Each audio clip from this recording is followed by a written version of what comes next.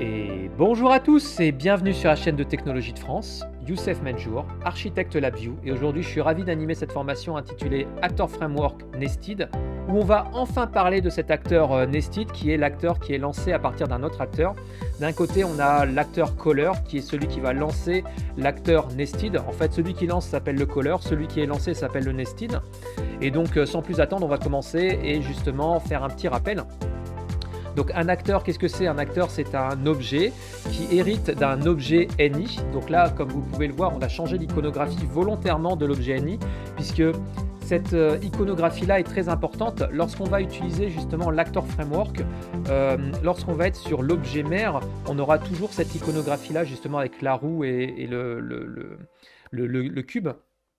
Transparent. Il est important de la connaître. Pourquoi? Parce que vous allez être amené de temps en temps à utiliser des références.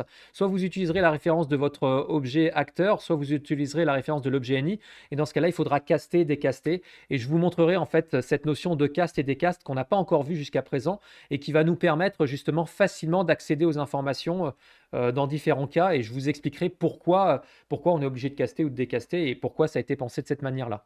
Bien évidemment, cet objet NI est un objet avec des méthodes, et plus particulièrement la forme canonique sur laquelle l'acteur va hériter. Donc cette fameuse forme canonique qui nous permet à notre machine d'état objet de fonctionner. Donc les fonctionnalités qui sont actor core, handle error, handle last act core, pre-launch init, receive message, stop core et substitute actor.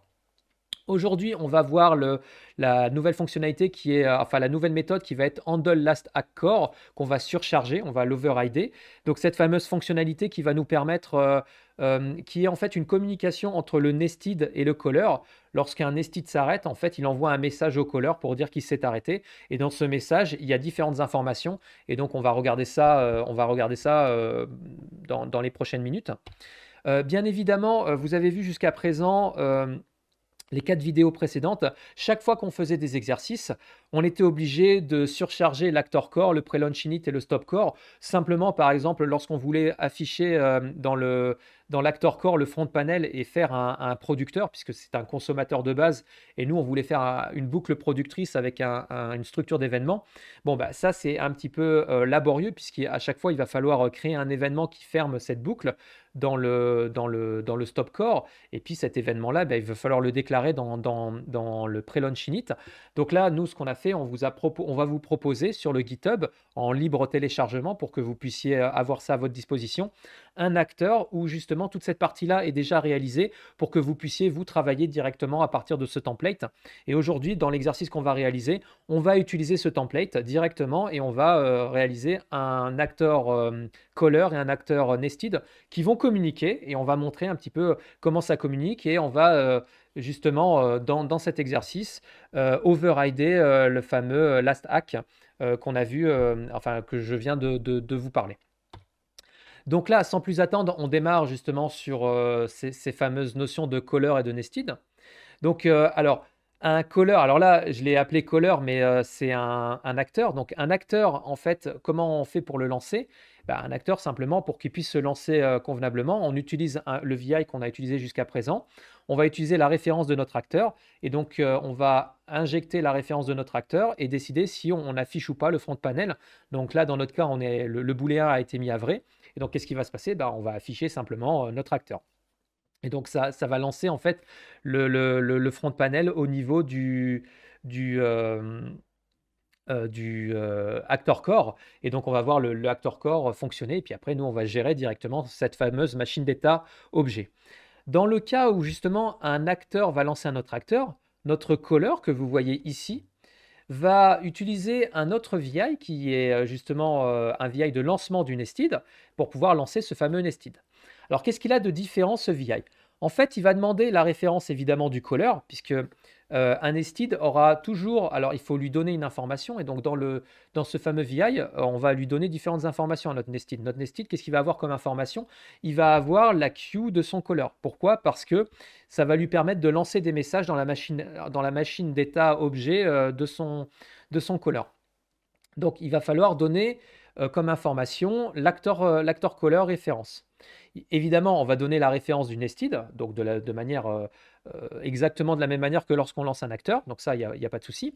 Et il y a deux petites nouveautés qui vont être utilisées. C'est la notion d'autostop. Donc là, on discutera justement de cette fameuse notion. Et également, bah, le front panel. Donc, enfin, c'est pas vraiment une nouveauté, mais est-ce qu'on affiche ou pas le front panel du nested? Et donc ça, on va en discuter aujourd'hui et on va en parler. Et puis on va l'utiliser simplement. Et en fait, ça va s'utiliser exactement de la même manière. Lorsque on mettra à vrai le front panel, le caller, au moment où il lancera le nested, bah, le nested s'affichera simplement, on verra son IHM s'afficher au niveau de l'actor core. Ok, donc là, c'est assez simple pour le moment. Petit rappel également, un acteur peut lancer un autre acteur, qui lui-même peut lancer un autre acteur. Un acteur peut lancer plusieurs acteurs, donc ça pose aucun souci. Et lorsqu'un acteur, alors en mode automatique, enfin non, en mode, lorsqu'un acteur s'arrête, pardon, lorsqu'un acteur s'arrête, il va envoyer un message à l'acteur caller. Donc lorsqu'un acteur nested s'arrête, il va envoyer à son caller un message qui va s'appeler handle last act core. Et donc dans ce message, on aura trois informations. La première information qui est importante, c'est simplement la locale. Ça veut dire quoi? Ça veut dire qu'en fait, vous avez un acteur, il a fait des opérations, il les a stockées en local et il souhaite, lorsqu'il a terminé ses opérations, il s'arrête. Au moment de s'arrêter, pour ne pas perdre ces informations, si elles n'ont pas été transmises par message, on pourra les récupérer dans le handle last act, dans ce fameux message. Donc ça peut être pratique.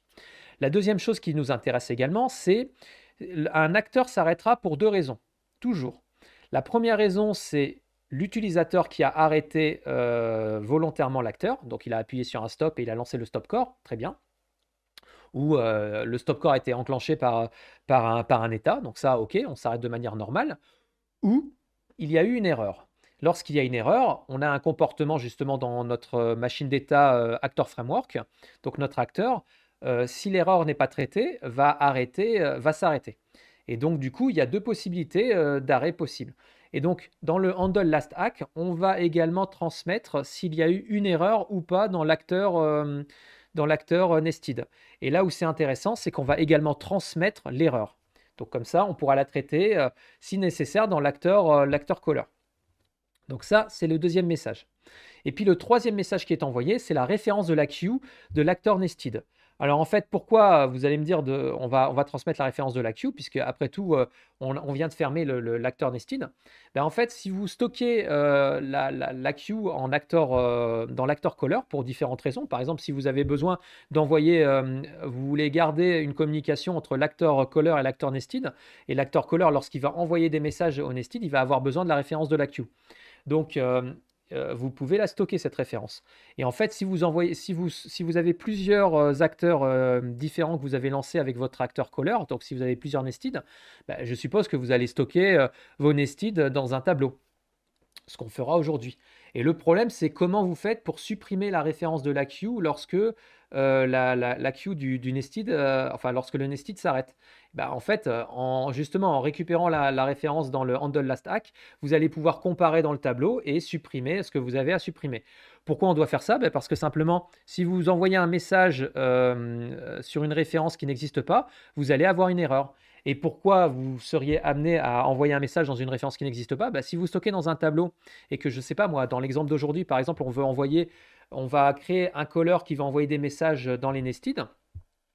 S'il doit envoyer de manière automatique le même message, il va utiliser toutes les références qui sont dans le tableau de queue. Et le problème, c'est que bah, si vous ne supprimez pas la référence queue, on va envoyer un message dans une référence qui n'existe plus et donc on aura une erreur. Or, nous, c'est ce qu'on veut éviter.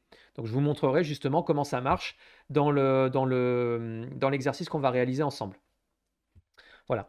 Autre point, on va regarder en fait, lorsque on lance un acteur via un autre acteur, donc lorsqu'on lance un nested via un caller, on a un mode qui s'appelle autostop. Par défaut, il est avré. Donc qu'est-ce qui se passe quand il est avré? Autostop, bah, ça veut dire que si le caller s'arrête, les nested s'arrêteront. Et donc, si vous avez une réaction en chaîne de plusieurs nested qui appellent .nested, enfin des nested qui deviennent caller à leur tour et qui appellent .nested, bah, voilà ce qui se passera en fait si on est en autostop. Lorsqu'on aura un acteur caller qui s'arrêtera, bah, les nested s'arrêteront. Bien évidemment, on peut mettre à faux cet autostop, là ce que vous voyez sur l'écran à ma droite. Et donc dans ce cas-là, lorsque l'acteur caller s'arrêtera, les acteurs nested ne s'arrêteront pas, ils continueront à fonctionner de manière normale et de manière totalement indépendante. Un exemple tout bête dans votre système d'exploitation qui pourrait illustrer cela, c'est lorsque vous utilisez par exemple l'invite de commande pour lancer le bloc-notes. Vous avez une commande pour lancer le bloc-notes. Donc certains d'entre vous peuvent être amenés à faire ça. Si vous utilisez l'invite de commande de manière classique pour lancer le bloc-notes, il faut voir que l'invite de commande, c'est un acteur et le bloc-notes, ça va être un autre acteur. Lorsque vous allez arrêter l'invite de commande, bah, vous allez arrêter le bloc-notes. Pourquoi? Parce que vous avez créé, il y a un autostop en fait, dans Windows qui existe entre l'invite de commande et ce qu'il a lancé en exécution. Si vous lancez l'invite de commande avec certains suffixes ou préfixes, enfin bon voilà, là, il y a une autre manière de lancer la chose, vous pouvez séparer justement et enlever cet autostop. Et donc si vous fermez votre invite de commande et que votre bloc-notes a été lancé par l'invite de commande, il continuera à tourner. Donc on peut par exemple l'illustrer de cette manière-là. C'est une façon de voir les choses. Donc du coup, là, on retourne sur le last hack, donc le fameux message last hack, et justement dans notre panel diagramme sous la view, comment ça fonctionne? Eh bien là, vous voyez jusqu'à présent, pour l'instant, on avait utilisé les deux premières lignes, hein, donc les différents VI des deux premières lignes. Là, aujourd'hui, on va utiliser les VI de la troisième ligne, ainsi que le VI read autostop nested actor, donc qui est en fait le nombre qui est simplement l'information qui va donner le nombre de nested qui sont encore en train de tourner. Donc c'est une valeur numérique simplement qui dit lorsqu'un acteur caller lance plusieurs nested, il peut être intéressant de savoir le nombre de nested qui sont en train de tourner. Donc ça c'est simplement un compteur qui vous permet de savoir le nombre de nested qui tournent.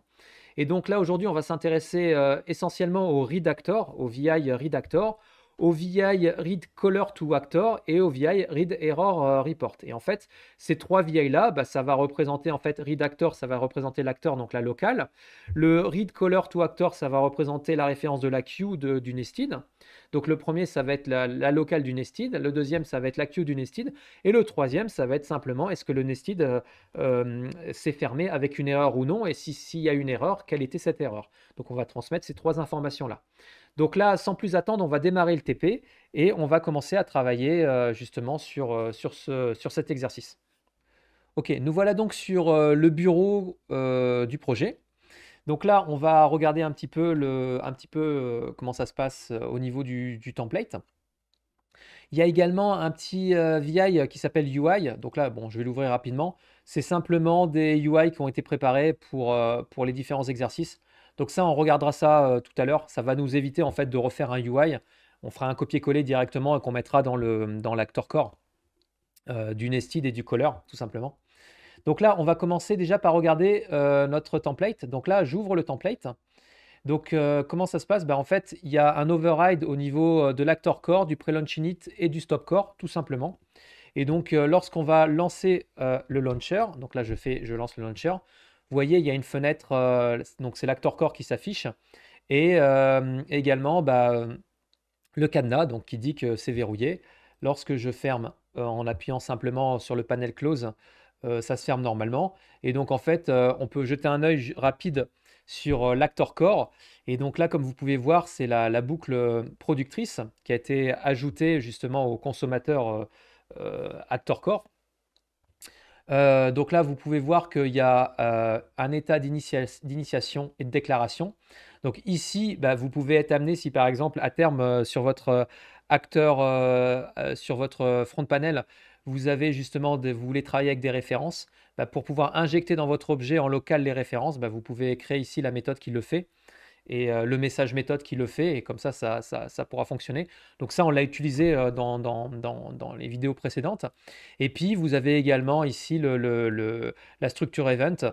Donc là, c'est ici où on va avoir le fameux panel close. Donc, quand j'appuie sur panel close, je vais directement dans le stop core.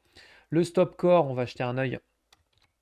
Alors, il va stopper justement l'actor core producteur consommateur. Donc il va stopper le consommateur, et puis il va lancer également l'event kit, donc comme vous pouvez le voir ici là. Et donc cet event kit, ça va être un événement dans l'actor core qui est ici. qui va permettre, alors c'est un dynamic event, qui va permettre de quitter la boucle. Et donc, à ce moment-là, on aura le producteur et le consommateur de l'actor core qui seront arrêtés. Et bien évidemment, on a dans le pre-launch init déclaré cet événement, donc là en local. Donc vous voyez tout simplement, hein, c'est une déclaration toute simple. Et puis on a également déclaré le self-enqueuer en local pour éviter justement de réutiliser plusieurs fois les mêmes VI. Et donc en fait, quand vous allez dans l'actor core, hop, une dernière fois, vous voyez qu'on utilise directement le self-enqueuer ici et ça nous permet de lancer directement nos messages. Ça nous évite en fait d'utiliser en fait les VI qui sont ici en data communication. Hop. Voilà, en data communication, donc d'utiliser le self-enqueuer, surtout qu'aujourd'hui, on va également regarder le caller enqueuer qu'on pourra également stocker en local, hein, tout simplement. Donc le caller enqueuer, ça va être simplement la queue de l'acteur caller, et le self-enqueuer, bah, c'est la queue de l'acteur tout simplement qu'on utilise. Ça évite également d'utiliser ce câble-là à l'intérieur de cette boucle de productrice. Pourquoi? Parce qu'on peut être tenté de croire que c'est le même objet que ce qui est en train de travailler dans l'actor core. Or, ce n'est pas le cas. Et donc, on risque de faire une erreur. Donc, la seule chose qui doit rentrer normalement dans cette boucle, c'est uniquement le reg event, dynamic reg event, et également le self-enqueuer. C'est tout ce dont on a besoin pour pouvoir faire tourner un actor framework. OK. Donc, du coup, ce qu'on va faire, on va faire un petit exercice. Donc, on va créer un caller et un nested. On va les faire communiquer ensemble. Et donc, on va utiliser justement ce template. Alors, c'est parti. Donc, on va créer pour commencer un dossier qu'on va appeler exercice. Voilà. On va regarder le template. Alors, le template, il est là. Donc, on a la librairie et les VI qui correspondent. Donc, on va récupérer la librairie et les VI qui correspondent. Donc, on va faire un copier. Ici, on va créer un dossier qu'on va appeler actor. Et on va coller. OK. Donc là, le truc, c'est que pour l'instant, le template, il s'appelle actor, il va falloir le renommer. Alors là, j'ai mis dans un répertoire actor. Pourquoi? Parce qu'ici, il y aura le projet et il peut y avoir les VI de contrôleur, il peut y avoir différentes choses qui apparaissent. Donc là, pour le moment, on va simplement utiliser, on va déjà renommer le premier acteur qu'on va appeler caller. Donc comment on va faire? Ben, on va double-cliquer dessus. Donc là, il va se lancer. OK. Donc du coup, la librairie, je vais la renommer. Donc je vais l'appeler caller. OK. Ma classe, je vais également mon objet, bah, c'est notre objet acteur. Donc on va l'appeler caller. Voilà. OK. OK, OK, OK. Je sauvegarde. OK, donc la librairie, elle va chercher justement cet objet caller. Donc ce qu'on va faire, on va renommer également ce répertoire en caller. Je vais relancer. Donc là, logiquement, bah, comme j'ai changé le nom, mais qui va chercher le caller class, bah, il va le trouver. Donc ça, c'est très bien. On sauvegarde. OK. Dernière chose qu'on pourrait faire également si on veut différencier le caller, puisqu'on est dans un template, on peut relancer rapidement le LV class, propriété. On peut mettre voilà, un texte icône, caller. OK. Background, OK. Et comme ça, il est écrit caller directement. Yes. OK. On sauvegarde tout. Donc là, on a créé, vous voyez, en moins de 2 minutes, on a créé notre premier acteur. Et là, on va utiliser le deuxième acteur. Donc je fais un deuxième CTRL-V puisque j'avais gardé en mémoire la chose. Donc je recommence de la même manière. Donc je lance actor. Donc je vais le renommer tranquillement. Alors c'est parti. Donc celui-là, ça va être le nested. Donc on la renomme en nested. Donc la librairie, je la renomme en nested.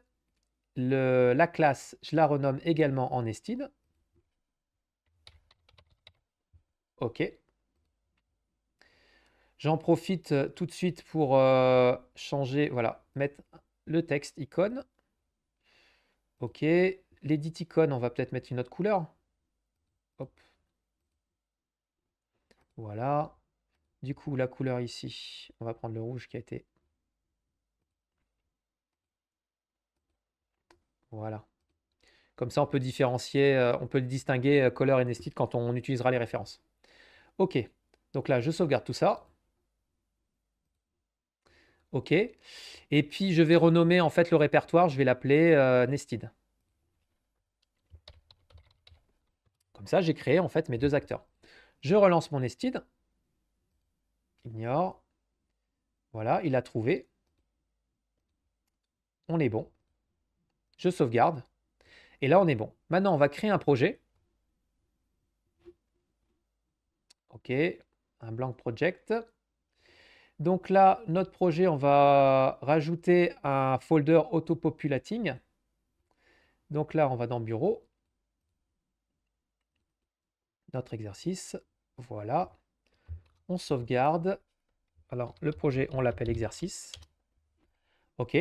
Et puis, la chose qui est vraiment importante, et je vous invite toujours à faire la même chose, c'est on va regarder justement les liens de dépendance pour nous assurer qu'on est bien dans le répertoire et qu'il n'y a pas de problème. Donc là, en effet, on est bien dans le répertoire exercice et donc les liens de dépendance sont respectés. Donc là, on est bon. OK. Donc, on a nos deux acteurs qui sont prêts pour pouvoir travailler. Maintenant, il nous faut le UI. Donc, on va prendre ce UI-là, donc Color, pour pouvoir envoyer des messages et lancer un nested. Donc là, je vais aller dans l'Actor Core, donc du Color. OK. Le display, on va faire plus petit. Pas la peine d'être aussi gros. Alors ça, je vais le locker. Voilà, on va faire quelque chose de plus petit en fait. Unlock. Voilà. Donc du coup, ce qui va se passer, c'est que j'aurai mes messages. Lorsque je fais un send, donc je fais send nested. Donc j'enverrai un message au nested directement. Et puis j'ai le bouton error. Alors j'ai mon bouton error si je veux créer une erreur, donc pourquoi pas. Est-ce que j'ai besoin d'un compteur? Bah là, on va plutôt utiliser, on va créer une méthode qui va nous dire le nombre de nested. Un compteur nested en fait, qui va nous donner le nombre de nested en temps réel. Parce que quand on va appuyer sur nested, on va créer plein de nested, alors le caller va lancer plusieurs acteurs, et donc on verra le nombre de nested lancés, et donc on peut avoir un compteur. Ça peut être intéressant d'avoir un compteur, pourquoi pas. Donc ok, faisons ça. Qu'est-ce qu'on peut regarder d'autre? Bah, c'est déjà pas mal. Ok, donc je verrouille. Je lock, ok. Avant de locker, je vais plutôt faire un copier. Et on va appliquer justement ce template au nested. Alors je lock. Ok, ça c'est mon color. Je sauvegarde. Maintenant, je vais dans l'actor core du nested. Je sauvegarde. Nested. Donc là, il n'y a pas besoin de compteur. Alors, on va déjà verrouiller. Voilà, pour pas te dégêner. Voilà, le bouton send. Alors c'est send message. Donc bien évidemment, il n'y a pas besoin. Alors, il n'y a plus besoin de launch nested. Ok, voilà, ça va plus vite en fait quand il y a un template qui est prêt. On va essayer de faire quelque chose. Voilà. Ok, et ça je le verrouille. Ok. Donc du coup, je vais enlever les labels. Voilà, il n'y a pas besoin de les afficher. Ok, je vais faire pareil pour l'actor core.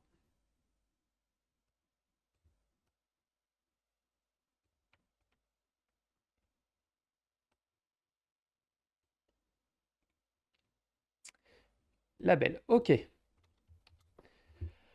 Donc du coup, on a notre affichage, on a nos messages. Quoique là, ok. Bon, bah c'est pas mal. Donc on a ce qu'il faut. Donc très bien. Donc du coup, maintenant, on va commencer à travailler, le color.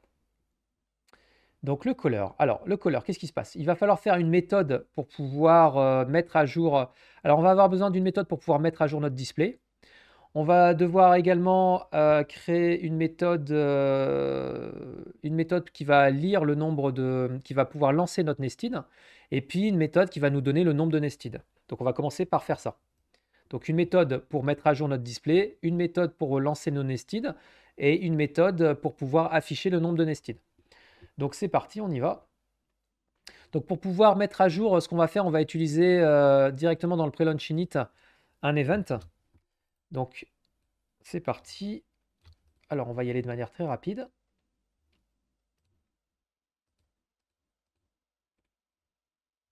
Alors on va l'appeler display. OK. Donc ça, on va le rajouter en local.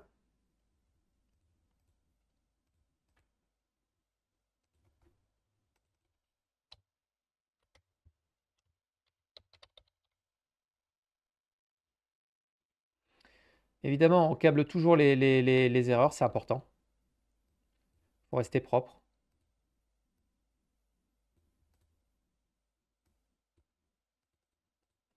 Donc ça, je vais le rajouter dans ma locale. Voilà. Vous voyez, on marche vraiment comme une QMH, hein. La locale, juste pour info, là que vous voyez, c'est vraiment des events et des QMH, hein, et une locale. Donc on marche vraiment pareil. C'est les mêmes principes. Alors, hop, hop, hop. Alors, event, display. On branche notre display, très bien. Maintenant, on va aller dans l'actor, le stop core, où on permettra de supprimer de manière séquentielle le deuxième event. Voilà, comme ça on est propre. OK. Donc là, on a créé justement un événement qui va nous permettre de mettre à jour notre display. Et puis, on va créer du coup dans l'actor core l'event, ce fameux event. Donc, on va add event case. Là, c'est un dynamique display, tout simplement. Display user event. Donc là, ici, j'ai mes différents boutons. Hop, hop, hop. Je récupère tout.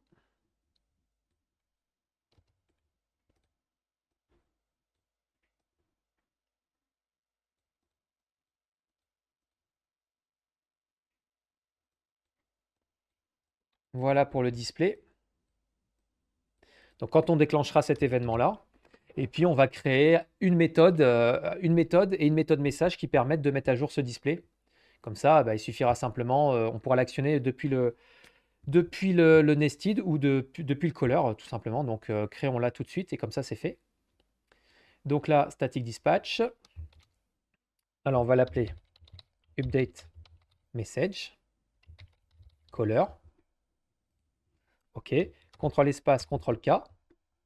OK. Ici, on va mettre une commande qui est le message. Voilà. Du coup, au niveau du VI, on va utiliser justement l'event. Donc là, on va le générer. Donc on va le générer à partir de sa référence. Donc la référence, elle est ici. On l'a créée et on l'a supprimée. Donc là, maintenant, on peut l'utiliser proprement. On n'oublie pas de câbler les erreurs.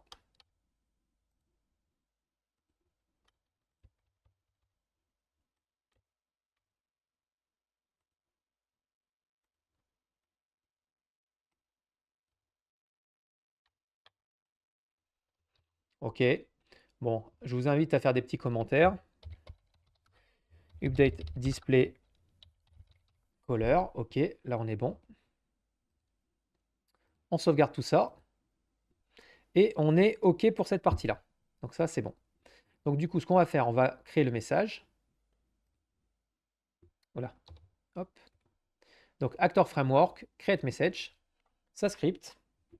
OK. Donc la mécanique est toujours pareille. On range. OK. Donc on a fait la première chose. Donc la première chose, c'est qu'on a créé un message qui permet de mettre à jour le display. Très bien. Maintenant, on va créer une méthode qui va lancer le nested. Donc pour faire cela, on va créer cette méthode. Donc toujours pareil. Hop. Donc là, launch nested. OK.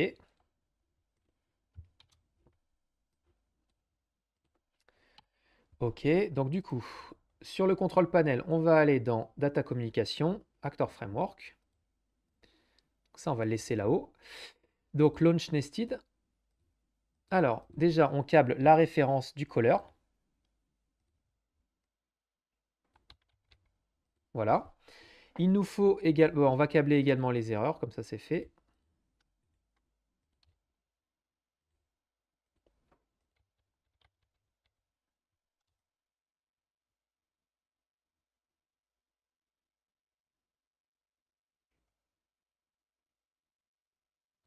OK.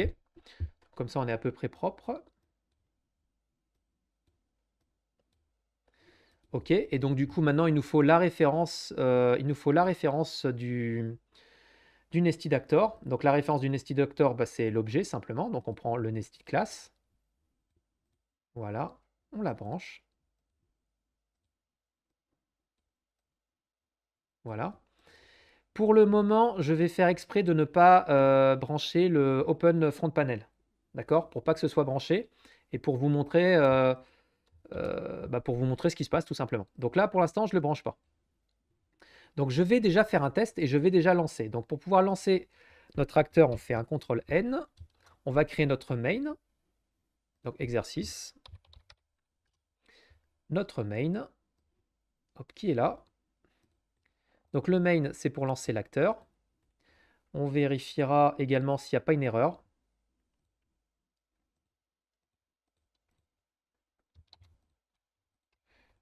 Voilà, et on va prendre la référence de notre acteur. Alors, la référence de notre caller, elle est ici. Parfait. Tiens, ça, on le rangera ici également.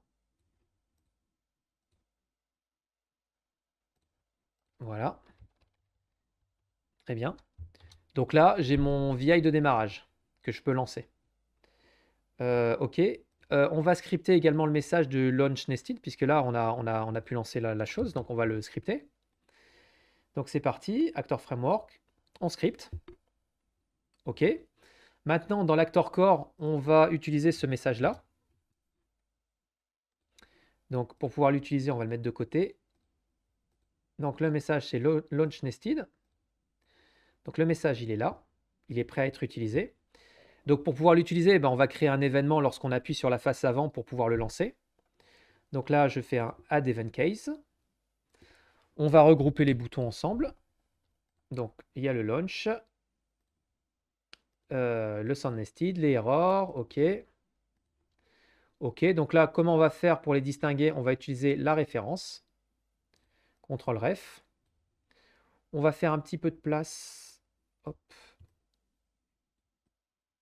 Voilà, un petit peu de place.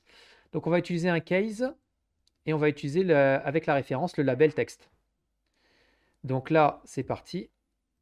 Donc le jeu de référence. Label, texte.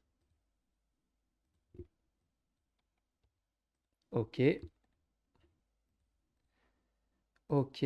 Donc là, le défaut. Alors, petite habitude qui peut être vraiment pratique, c'est quand si par exemple, on appuie sur un des boutons et il ne se passe rien, ce serait bien de savoir où est-ce qu'on est. Donc un truc tout bête, c'est simplement de brancher le One bouton dialogue.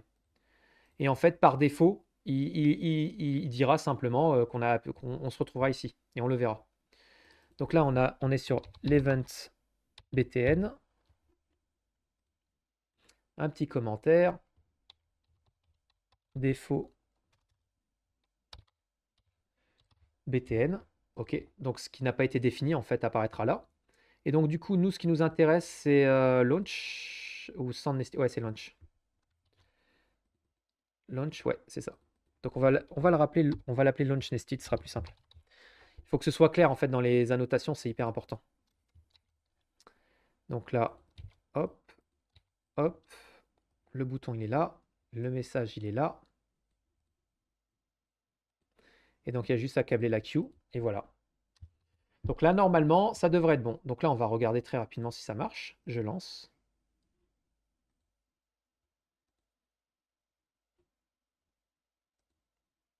Ah!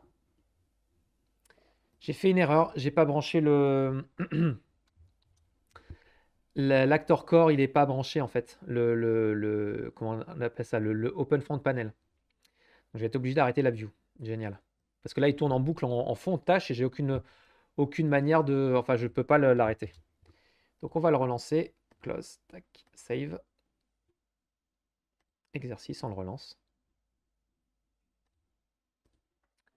Alors, maintenant, on relance le main.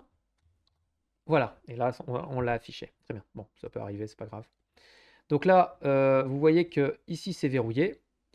Si je fais launch nested, bah, il ne se passe rien parce que volontairement, je n'affiche pas les faces avant, donc je suis un petit peu embêté. Néanmoins, si je ferme ici, normalement, comme j'ai créé un lien de dépendance, on est en auto close qui est à true, ça a arrêté les nested. Bon, maintenant, on va plutôt afficher les nested. C'est un peu dommage de ne pas afficher les nested. Donc là, on va dans la méthode launch nested et on met à vrai le panel.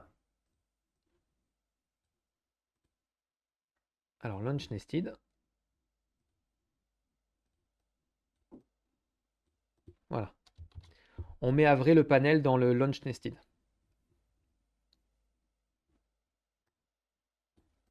OK. Et on laisse l'autostop.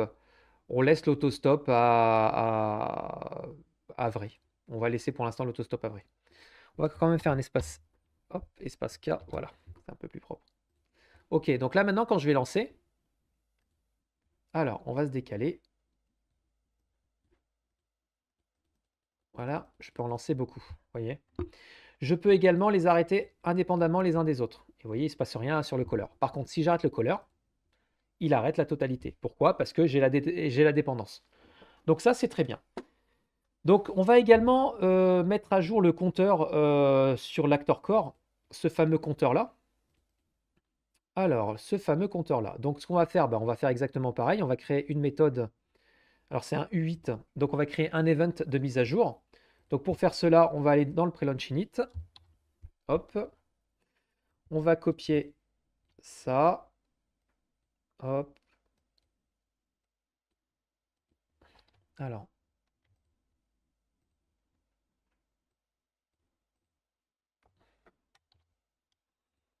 Donc c'est toujours globalement la même chose, hein. Voilà, donc là je vais prendre un U8. Donc puisqu'on va écrire dans un U8. Donc là, cpt nested.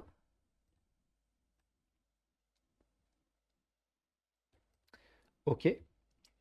Et donc là, on est en U32. Donc là, on va le passer en U8. Très bien. Donc du coup, la référence de cet event, cpt. Ouais. cpt nested. Donc la référence, on va la mettre en local. Voilà. Donc là, je cherche mon projet.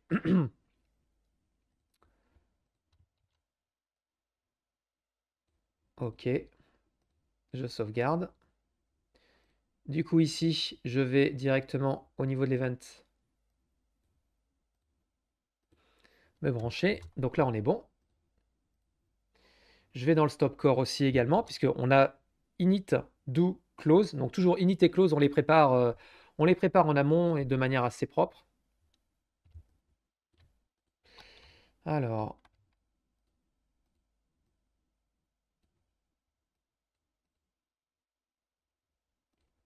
voilà. Comme ça, quand on sera dans le stop core, on fera le ménage. OK. Donc on est bon pour le stop core. Et donc du coup, maintenant, on va aller dans l'actor core et on va créer justement l'événement dynamique qui va mettre à jour, alors add, qui va mettre à jour justement ce fameux compteur. OK. Voilà. Hop. Et on le branche. Donc on a un événement.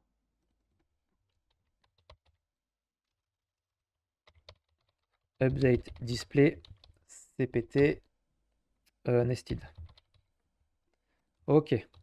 Et on va du coup créer la méthode, oui, la méthode qui le fait, quoi, tout simplement. Alors là, CTRL H. Tac, tac, tac.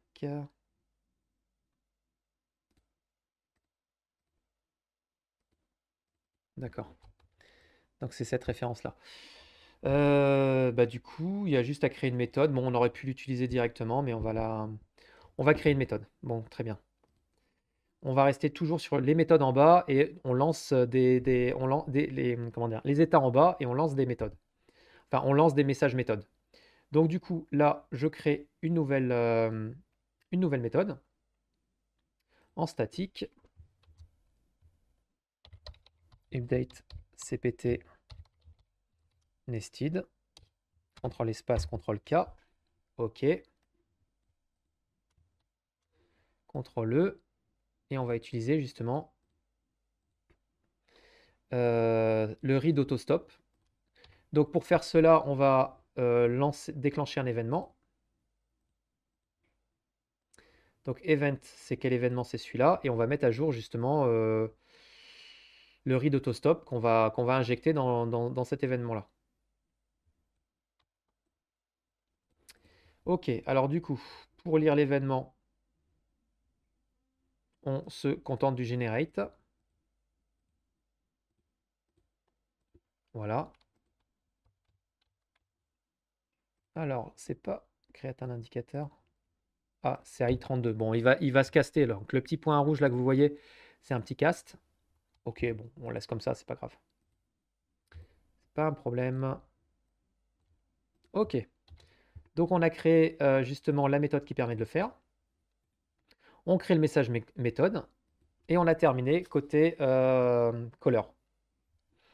Ok, donc ça c'est bon. Et donc du coup, cette méthode-là, on va l'utiliser. Alors, j'ai créé le message méthode, mais en fait, j'étais pas obligé. Si je vais peut-être en avoir besoin. Bon. Donc j'ai créé tout ce qu'il fallait. J'ai créé la méthode et le message méthode. Donc cette méthode-là, en fait, cette mise à jour, c'est lorsque je lance un nested et lorsque j'arrête un nested. Donc du coup, à ce moment-là, j'aurais besoin de rafraîchir. Donc lorsque je lance un nested, c'est launch nested. Donc là, à ce moment-là, bah, ici, je peux lancer ma méthode. Donc je vais le faire. Donc là, update, on va la mettre ici. Donc on se branche directement. Donc là, il n'y a pas besoin du message méthode. On branche directement la méthode. Donc qui fera le travail. OK. Donc là, c'est à la création en fait d'un. Chaque fois que j'appuie, je vais mettre à jour. Chaque fois que je vais lancer un nested. Et puis également, bah, lorsque je vais détruire un nested. Mais alors, comment ça se passe lorsqu'un nested se détruit? Bah, là, je vous avais dit, il y a cette fameuse fonction qu'on va utiliser dans la forme canonique, qui est le last hack. Donc là, on va surcharger last hack. Donc, on va surcharger last hack. Donc la new vi for override. Et là, on a le handle last hack core. Donc là, on l'ouvre. On va regarder justement notre fameux last hack. Donc on va préparer d'ailleurs notre last hack. Alors, alors. Label. Voilà. Label. OK. Donc là, on va faire de la place. On en a. Voilà. Utilisons la place qu'on a. Donc là, vous voyez, ici, là, c'est l'objet. Et donc là, du coup, c'est le violet là que vous voyez là, c'est le fameux objet last hack. Donc c'est là qu'on va utiliser, c'est avec ça qu'on va utiliser le read actor, read color to color et read error. Donc c'est là-dedans qu'on va tout faire. Donc du coup, nous, lorsqu'on arrive ici, on a notre message méthode peut-être qui pourrait être intéressant de lancer, puisque c'est là où on va, chaque fois qu'on va supprimer un nested, bah, ce message va, enfin cet état va se lancer. Et donc du coup, il faut qu'on utilise ici le message méthode, donc qui est là, de mise à jour de notre nested. Alors, pour faire ça, on prend le send. OK. Et on va avoir besoin de l'enqueuer. Alors, on branche tout proprement.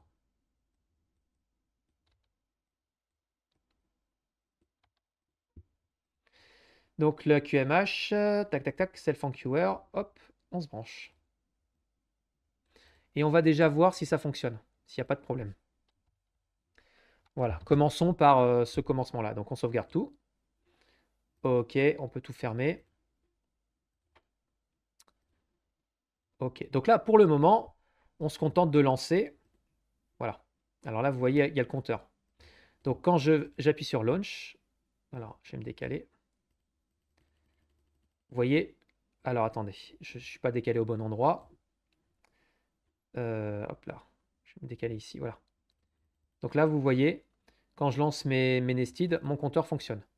Quand j'arrête un nested, également, mon compteur fonctionne. Il passe de 22, 21, 20. Donc, c'est simplement l'information de combien j'ai de nested. Et puis, évidemment, là, je vais fermer tout le monde. Hop, voilà, tout simplement. Bon, ok, donc ça fonctionne. Très bien. Maintenant, ce qui va être intéressant de faire, ce serait de créer un message. Donc, je lance un nested. Et là, ce serait à partir d'un message ici créé, de l'afficher directement dans Nested. Donc là, globalement, on a fait le travail sur le caller. Maintenant, on va travailler un petit peu sur le Nested. Donc, hop, et vous voyez, 0, 1, ça fonctionne très bien. 0, 1. Donc, on a notre fameux compteur qui fonctionne. Et donc ça vient du last accord, où justement, dans le last accord, je lance la méthode où je vais compter. Et donc, ça veut dire que chaque fois que je ferme, je vais dans le last accord. Et donc, en effet, je mets à jour, et dans le last accord, je mets à jour ce fameux compteur. Bon, parfait. Bon, ça fonctionne. Ok, super. Maintenant, ce qu'on va faire, c'est s'occuper du nested. Alors, on va aller sur l'actor core. Donc, le nested. Alors, le nested, c'est pareil. Il va falloir créer une mise à jour, donc un événement de mise à jour pour justement le display. Donc là, on va attaquer dans le pre-launch init. C'est parti. Hop. Donc c'est un peu répétitif, c'est vrai.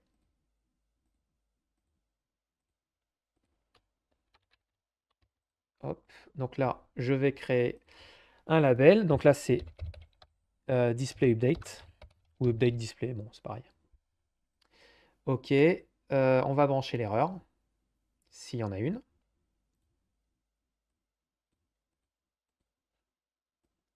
Ok. Et donc du coup, la référence.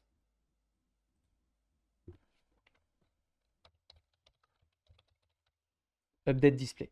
Ok. Donc je vais la mettre en local dans mon nested.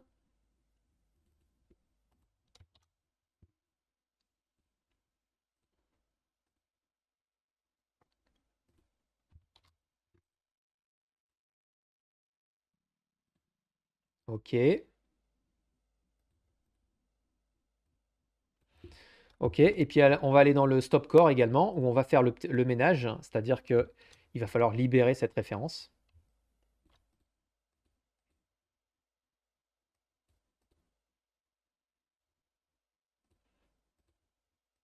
Voilà. Donc dans le stop core, on libère. Très bien. Donc maintenant, on va dans l'actor core. Hop. On va dans l'actor core. Et donc dans l'actor core, on va créer justement cette mise à jour. Donc là, on a les boutons. Hop. Donc c'est toujours le même principe. Add event case. Donc là, on a un dynamic update. Hop. Donc dynamique, le display, il est là.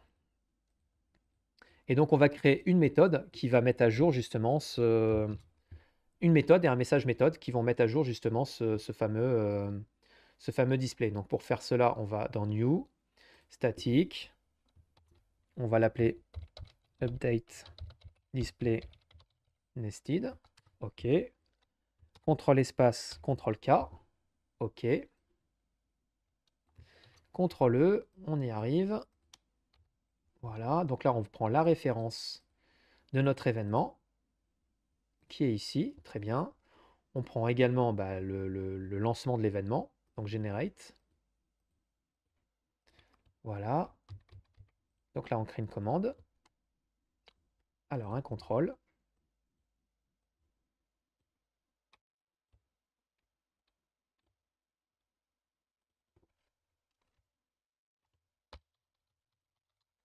Voilà, message. On n'oublie pas de câbler ce contrôle. Hop, en entrée. Parfait. Ça évitera de rescripter si on oublie de le faire, parce qu'on sera obligé de rescripter. On sauvegarde cette méthode, update display nested, ok. On la script. Voilà, ça script, parfait. Donc du coup, on a notre message méthode qui est prêt. Donc ça, on peut mettre à jour. Qu'est-ce qu'on peut faire d'autre? Lorsque l'on close... Ah, bah attendez. J'ai lancé... Alors voilà, bon, alors là, j'ai mis à jour ma nested. Donc du coup, je vais essayer de, moi, à partir de ce message-là, je vais mettre à jour ça depuis mon caller. Mais mon caller, rappelez-vous, pour l'instant, il stocke pas lorsqu'il fait un launch nested. Mon caller, pour l'instant, il se contente de lancer. Et puis, vous voyez, là, il y a une sortie ici qui me dit est-ce que le nested actor en QR, qu'est-ce que j'en fais? Pour l'instant, j'en fais rien. Or, si j'en lance plusieurs, ce serait bien de les stocker quelque part pour pouvoir les utiliser et leur lancer un message. Donc, ce que je vais faire, je vais créer une locale où je vais stocker dans un tableau. Donc, c'est nested. Donc, du coup, on va créer un tableau. Voilà, on va l'appeler nested. Voilà, et je vais la mettre en local dans ma QMH. Pourquoi? Parce que ça fait partie des queues. Donc queue, et je vais mettre ça dans mon caller. Donc dans mon comment ça s'appelle? Dans mon cluster QMH, je le stocke parce que c'est toutes les queues. Donc ça, c'est les queues de mes nested et ça, c'est mon self en QR.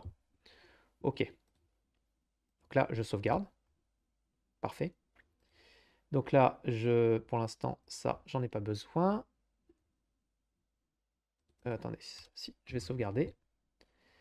Tac, tac, tac. Et donc, du coup, je vais stocker ici. Donc, on va devoir travailler un petit peu ce VI-là.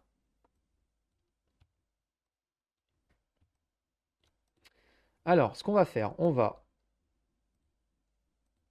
faire de la place. Surtout, on va faire de la place. Alors, nous, ce qui nous intéresse, c'est le nested. Voilà. Ensuite, on va insérer dans ce tableau le nouveau tableau. Donc là, on a de la place au-dessus, on va travailler au-dessus. Et donc, du coup, on va construire un tableau.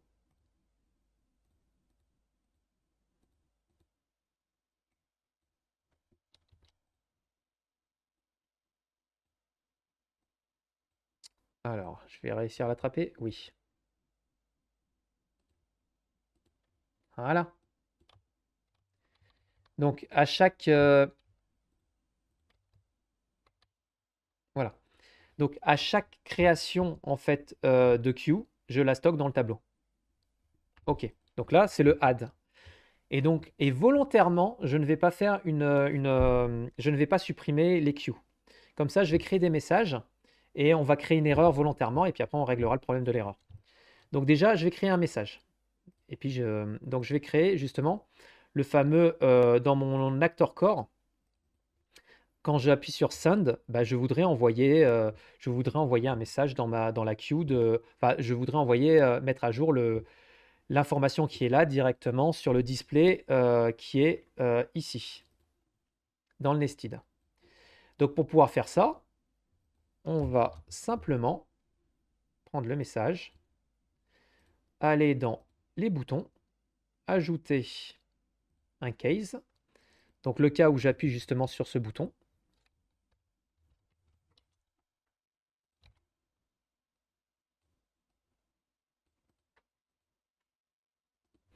OK. Et puis du coup, on va prendre le message. Alors, on va prendre le message qu'on a fait, là, le send update display nested, et on va le brancher.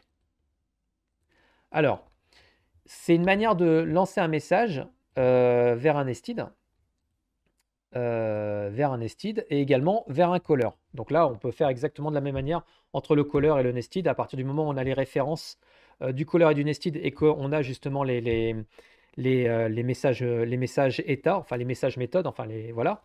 on peut le faire de cette manière-là. Je vous montrerai dans la prochaine vidéo qui sera justement consacrée au message que on peut le faire comme ça ou on peut le faire d'une autre manière. Ça dépend si on veut garder ou pas les liens de dépendance.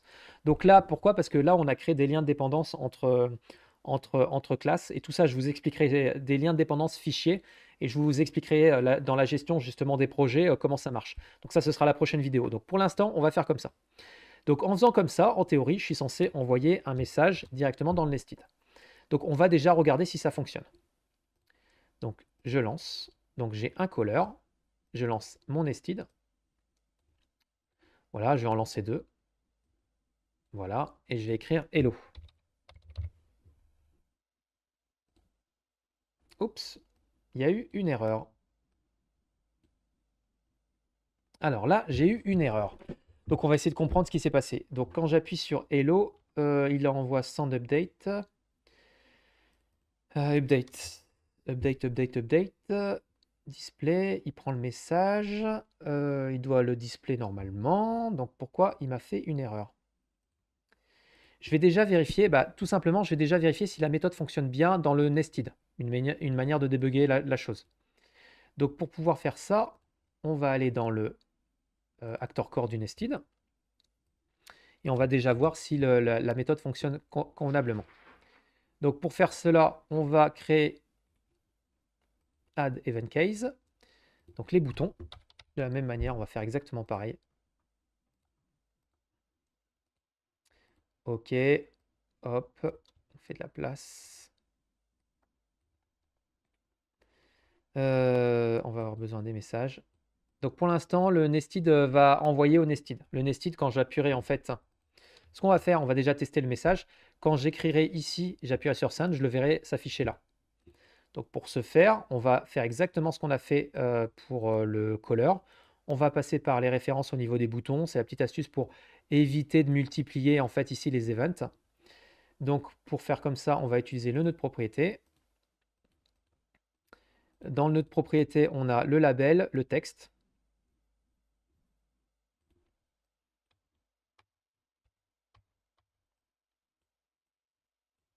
OK. Et donc du coup, on a le case qu'on va brancher de la même manière. Donc du coup, le défaut, hop, on n'oublie pas de mettre le dialogue. OK. Et du coup, moi, ce qui m'intéresse, c'est ce bouton-là.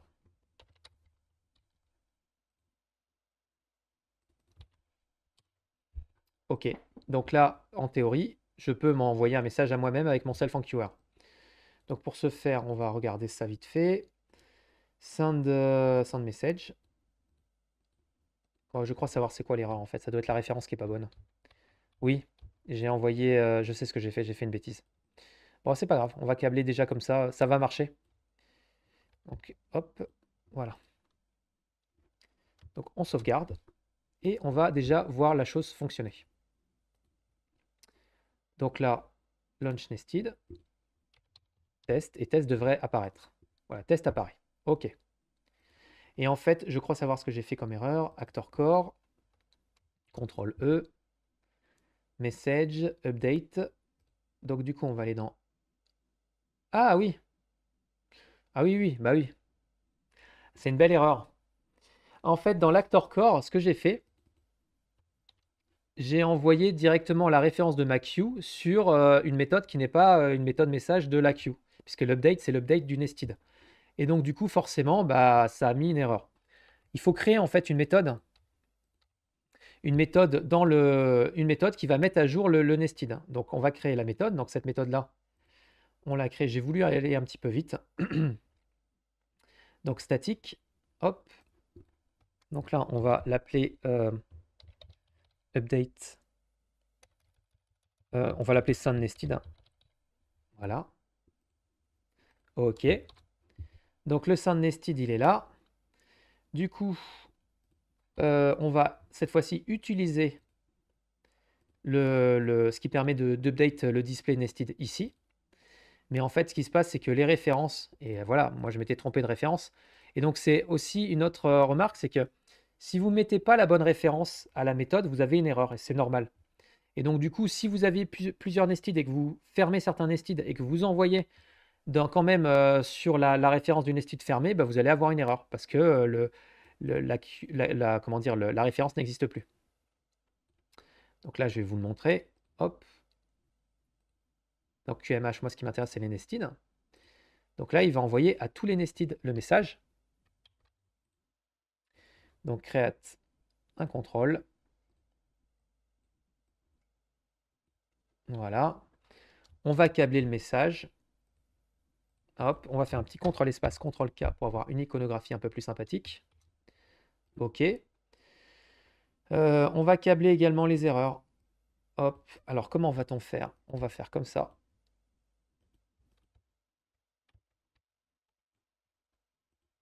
Un petit registre à décalage. Voilà. Et si j'ai une erreur conditionnelle, voilà. Si j'ai une erreur dans le passage,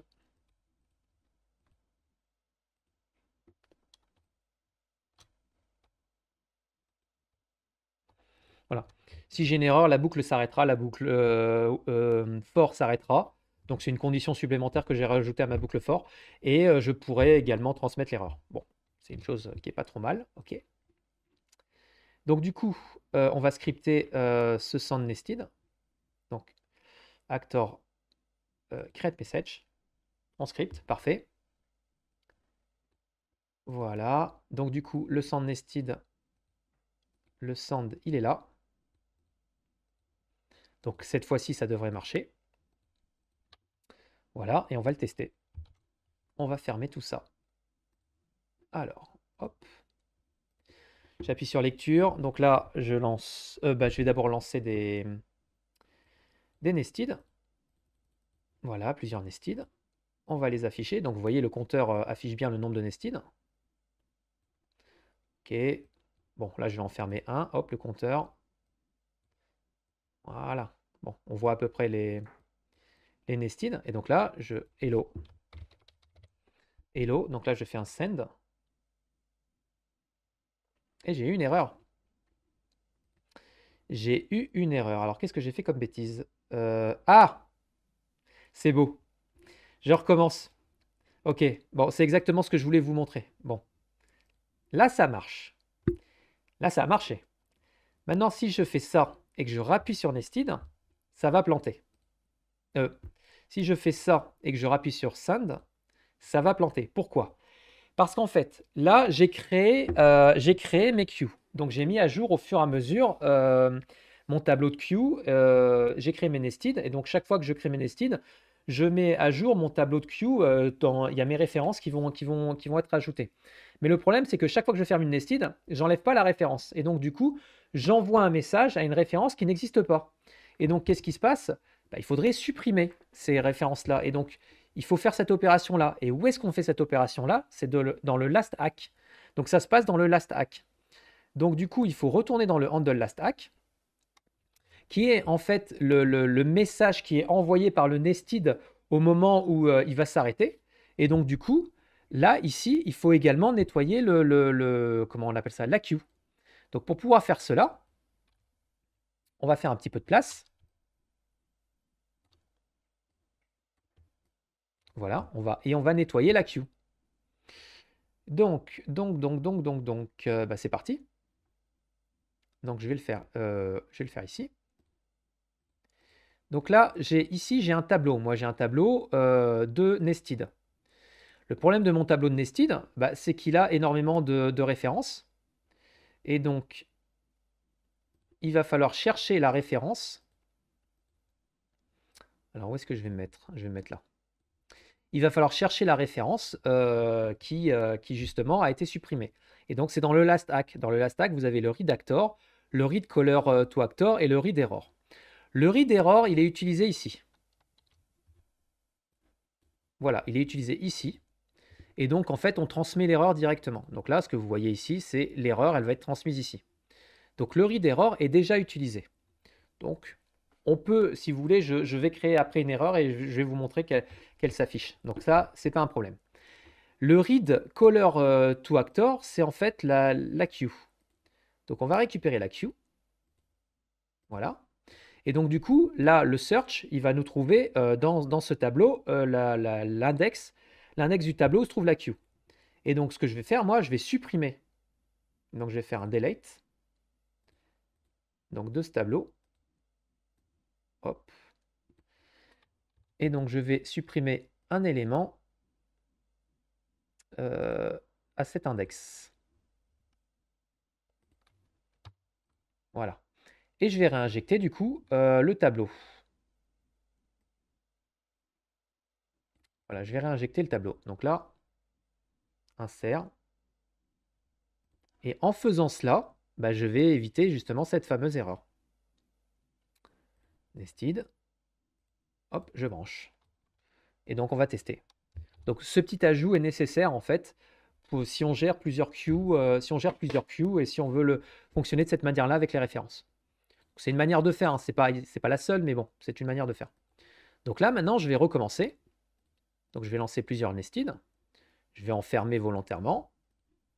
Je vais en relancer. Hop, voilà. Et là, je vais lancer Toto. Alors comme je ne mets pas à jour les indicateurs, bah, ils sont... hop, voilà, et ça fonctionne. Si je ferme et que je mets, je sais pas moi, bonjour, ça fonctionne. Maintenant, c'est géré, c'est maîtrisé. Donc voilà pour la chose. On va créer une erreur volontairement qui va faire sortir l'acteur du nested. Donc là, pour faire ça, bah, on va créer une méthode. Donc créons cette petite erreur. Donc statique, on va l'appeler error.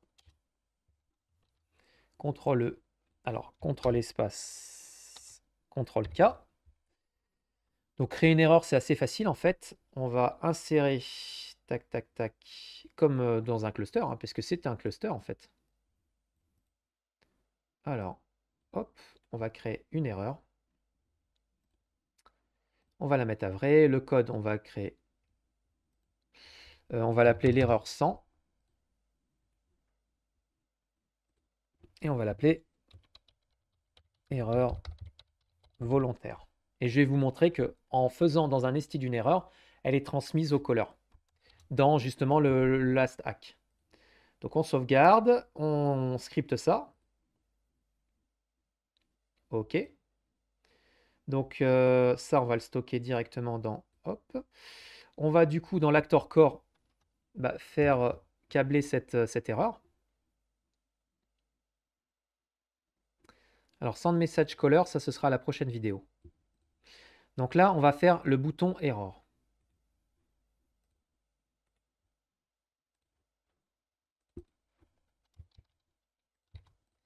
OK.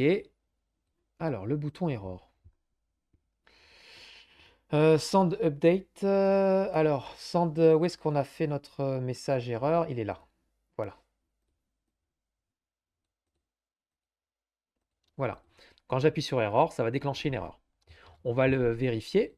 Et donc, cette fois-ci, c'est une erreur. Alors, l'erreur, c'était erreur. On a envoyé le code de l'erreur. C'est l'erreur 100. Très bien. Du coup, nous, on va aller dans le last hack. Et en théorie, si je déclenche l'erreur, elle va apparaître ici. OK. Elle va apparaître là et elle va se transmettre. Donc, moi, ce que je veux, c'est la gérer. Donc, ce qu'on va faire, on va volontairement couper le flux.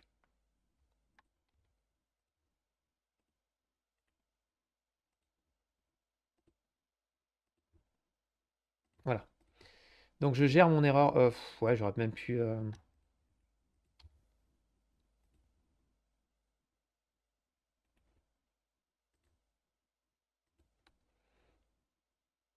Alors, attendez, je vais essayer de faire un truc propre.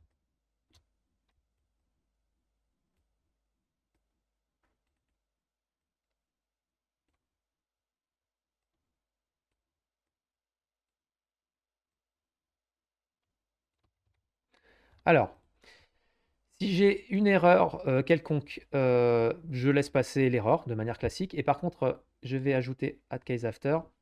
Si j'ai l'erreur 100, dans ce cas-là, j'ai plus d'erreur. J'enlève l'erreur. et je mets un petit pop-up qui va afficher justement l'erreur. Hop, on va endeler cette erreur-là. OK? Donc du coup, ce qu'on va faire, on va provoquer l'erreur dans le nested. Le nested va s'arrêter de manière classique, puisqu'en fait, la gestion d'erreur, vous l'avez vu dans les précédentes vidéos, si on fait rien, en fait, on quitte l'acteur au moment où il y a une erreur. Donc, on va quitter l'acteur. Il va lancer un message dans le last hack du caller, et le caller, du coup, va se ramasser l'erreur 100 qui a été provoquée. Et donc là, on devrait le voir s'afficher. Donc là, je vous montre. Et donc, en fait, vous aurez comme ça l'utilisation du read error qui est un exemple type, puisque quand vous rentrez à l'intérieur du last hack, bah, vous le voyez, il est ici, en fait, le VI. OK. Donc, du coup, bah, il n'y a plus qu'à vous montrer. Il n'y a plus qu'à. OK. Alors, je launch des nested. Voilà. J'en ai un qui va faire une erreur, donc il s'arrête.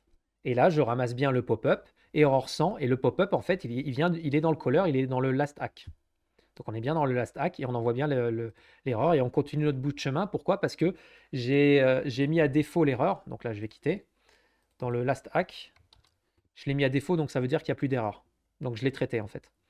Normalement, l'erreur, on ne la traite pas ici. On la traite dans le... Là, c'est juste pour vous montrer en fait qu'on a bien transmis l'erreur.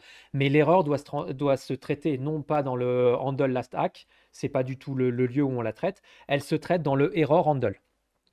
OK. Et maintenant, on va voir la dernière chose qui est le redactor. Ce fameux redactor, comment il fonctionne. Et justement, avec cette histoire de cast et décast. Donc, redactor, c'est une locale qu'on va transmettre. Donc, ce qu'on va faire, on va créer d'abord une locale dans les nested, et je sais pas moi, un numérique par exemple, et puis on va le transmettre en haut. On va le transmettre justement ici. Donc, comment on va faire? Eh bien, simplement, on va créer en local un numérique. Voilà. Une valeur numérique. Et dans le pre-launch init, je vais simplement lui donner une valeur. Ici, je lui donne une valeur. Donc le numérique, et on va lui donner une valeur, je sais pas moi, crête constante, je sais pas moi, 123,5 par exemple. Voilà, 123,5. Donc voilà, c'est ça local. Donc localement, il a des valeurs qui sont stockées. Donc là, j'en ai stocké une. Et donc maintenant, il va s'arrêter. Et donc du coup, j'aimerais bien récupérer cette valeur. Bah, pour récupérer cette valeur dans le last hack, ici, là, il va falloir récupérer la locale. Mais vous voyez que en fait, la référence que vous allez récupérer ici, si vous rentrez, souvenez-vous, je vous avais montré une référence dans le PowerPoint où il y avait la petite roue.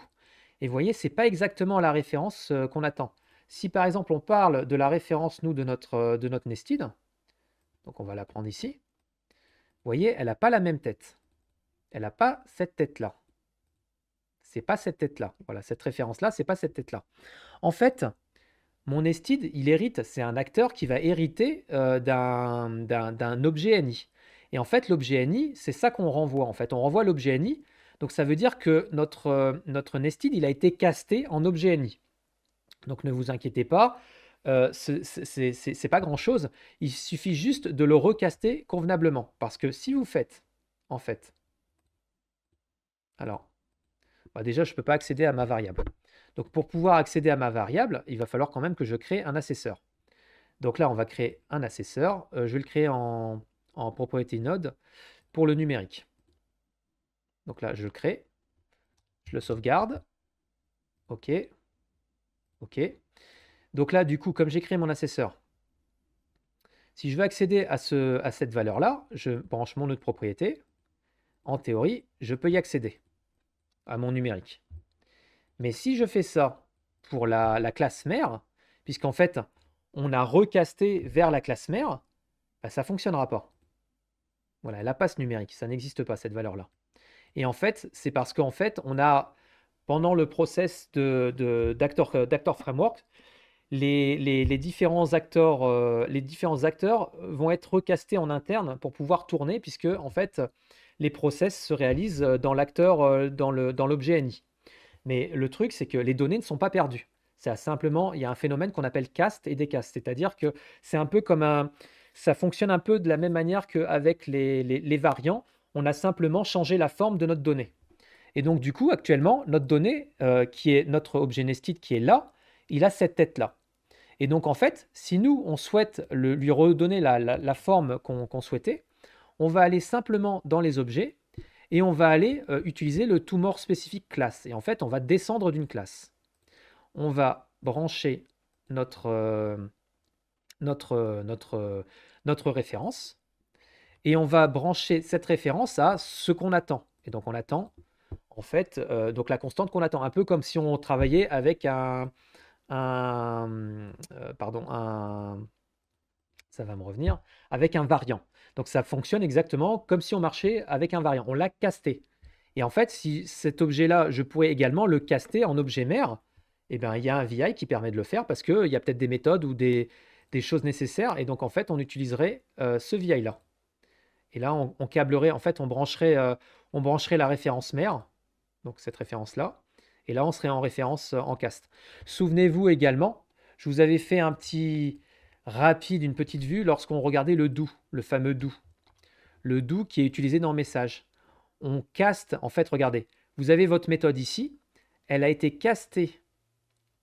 Alors, la méthode, elle a été castée volontairement à l'objet NI. Non, à l'objet, alors attendez, elle est volontairement castée à son objet, donc pour pouvoir fonctionner. Alors qu'en entrée, en fait, on avait justement, puisqu'on est dans l'actor core, on a l'objet NI. Donc du coup, on peut pas lancer la méthode de cette manière-là. Mais on en parlera peut-être à la vidéo prochaine. Je ferai un petit détail où je vous expliquerai le cast et le décast. Mais en fait, on monte ou on descend d'un cran. Donc là, on lance la méthode. Et puis une fois qu'on l'a lancée, il faut remonter d'un cran. Et donc, on va la recaster en actor pour pouvoir le faire fonctionner. Enfin, en acteur NI. Donc le principe est un petit peu le même pour ça. Bon, tout ça pour dire que si vous voulez récupérer votre local, il faut recaster. Il faudra recaster votre nested. Donc, si vous avez des nested différents, il faudra trouver un moyen pour pouvoir savoir quel nested a été fermé pour pouvoir caster convenablement. Et donc là, maintenant qu'on a recasté proprement la chose, on va faire un petit pop-up. On va le pop-upper tout simplement. Ce sera plus simple. On l'affichera en pop-up. Et donc, pour afficher ça, on va faire une conversion d'un décimal, hexadécimal, octal, hop, fractional to string. Voilà, celui-là. Voilà. Donc du coup, quand je fermerai maintenant n'importe quel nested, je transmettrai la valeur que j'ai écrite tout à l'heure en numérique. Donc on va voir comment ça marche. Donc je vais le lancer. Donc j'appuie sur lecture. Je lance un nested. Et quand je ferme mon nested, j'ai bien mon pop-up 123,5 qui apparaît. Donc, j'ai été capable de transmettre des données. Donc là, si on fait un bilan de ce qu'on a appris aujourd'hui, on sait utiliser le last hack. Et donc, le last hack qui est... Alors, on y retourne. Le handle last hack. Et dans le handle last hack, il y a 4 VI qui nous intéressent, qu'on a fait travailler aujourd'hui. Donc, le read autostop qui est le nombre de nested de notre caller. Très bien, donc on sait l'utiliser, c'est un compteur. On a fait un read actor, donc on a appris à utiliser le read actor ici. On a appris à utiliser le read caller actor, donc ici. Donc c'est les références. Et donc pourquoi on utilise les références? Parce qu'il faut libérer les références, parce que si je n'utilise pas la bonne référence dans un message, j'aurai une erreur et on va éviter cette erreur-là. Et puis on a également le read error qui se trouve en fait nativement dans le last core qui est utilisé ici. Et donc en fait c'est une chose qu'on transmet naturellement en fait directement au caller. Je pense qu'on a fait le tour aujourd'hui pour justement cette ce fameux cours sur le handle last hack. N'hésitez pas à liker la vidéo, n'hésitez pas à mettre des commentaires, on répond à vos commentaires et surtout ça nous permet d'améliorer la chaîne, donc si vous avez des demandes n'hésitez pas à les écrire. N'hésitez pas également à nous suivre sur LinkedIn, on est très actif sur LinkedIn, donc notre chaîne LinkedIn, il se passe beaucoup de choses dessus et puis on parle également des autres projets de Technologie de France. Au-delà des cours, il y a d'autres projets comme du Deep Learning et du Computer Vision avec les projets AIBAL et les projets Tiger Vision. Donc voilà, et je vous dis à très bientôt pour une prochaine vidéo.